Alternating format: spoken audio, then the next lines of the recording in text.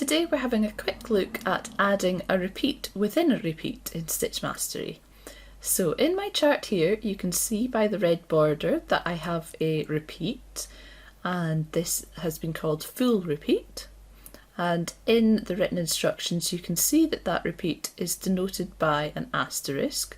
So we have asterisk knit 1, 2 over 1 right cross, and so on all the way along until we have the final knit stitch on its own, and the instructions say work from asterisk twice, so my repeat is to be repeated 2 times.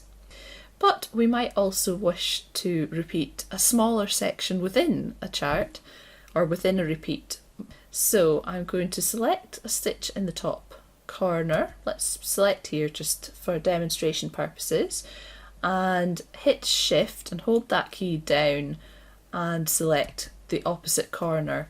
Now if you want to create a repeat that's not rectangular or square, it's easy to add stitches or take stitches out of the selection, and we have a video covering exactly that, which I will link to in the description box below.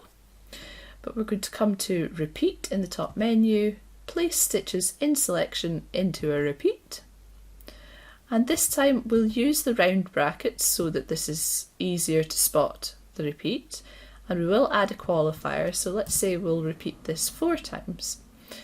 We'll add a border to the repeat but not the existing one, because this is going to be a different repeat. That'll be a bit confusing, and we'll call it texture repeat.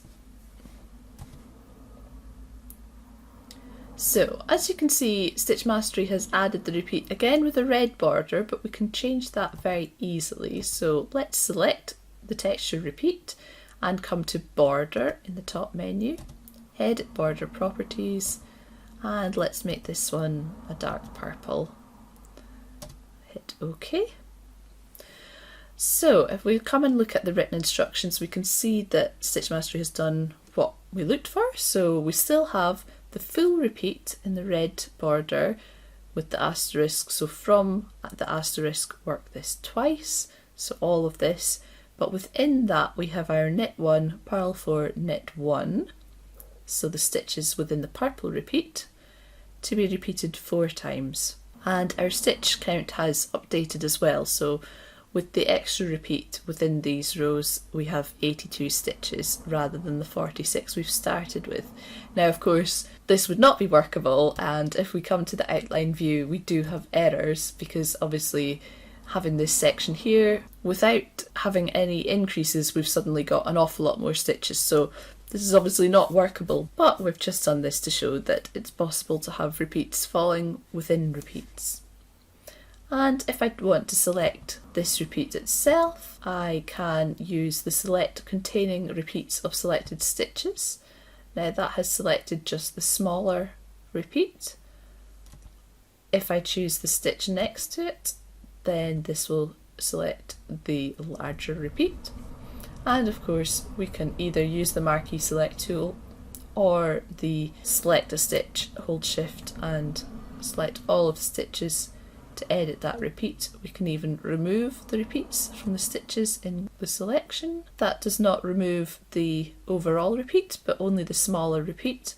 And of course we've been left with the border, so again we can select those stitches. Let's use the marquee select tool, select all of those stitches and come to border and remove border from selected stitches, which was the texture repeat border.